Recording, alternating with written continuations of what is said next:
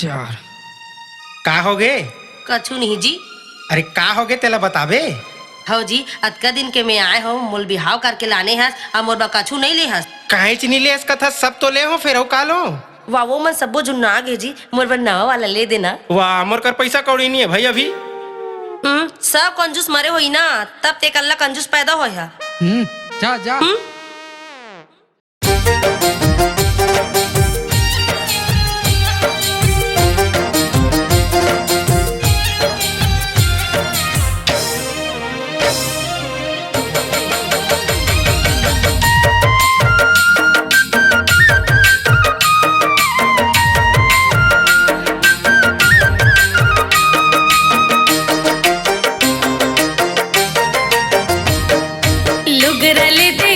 खले दे ले दे लहंगा, लुगरा ले दे फुल खले दे ले दे लहंगा। मान ले मोर कहना ए सजना, मान ले मोर कहना। लुगरा ले दे फुल खले दे ले दे लहंगा, लुगरा ले दे फुल खले दे ले दे लहंगा। मान ले मोर कहना ए सजना, मान ले मोर कहना।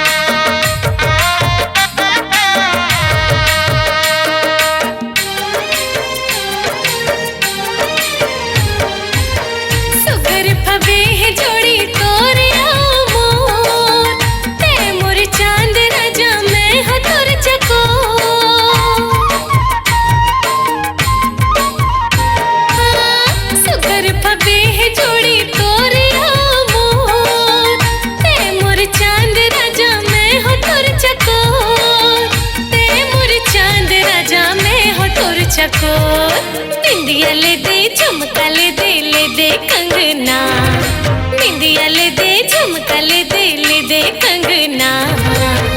मान ले मोर कहना ए सजना, मान ले मोर कहना।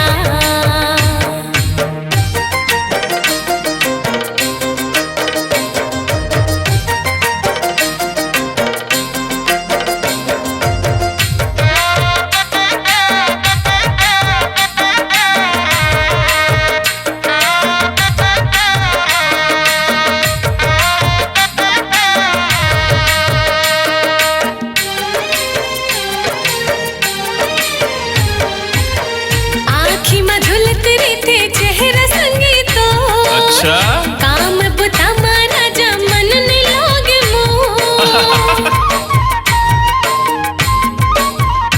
हाँ आँखी में झुलते रहते चेहरा संगीतो, काम बुता मारा जा मन ने लागे मोर।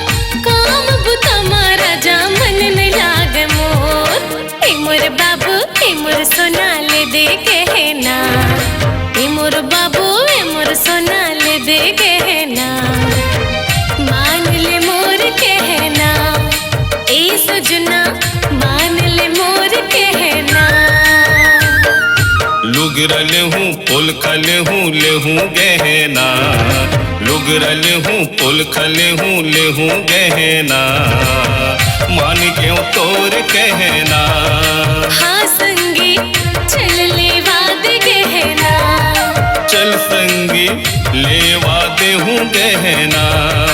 हाँ संगी चल ले वाद गहना।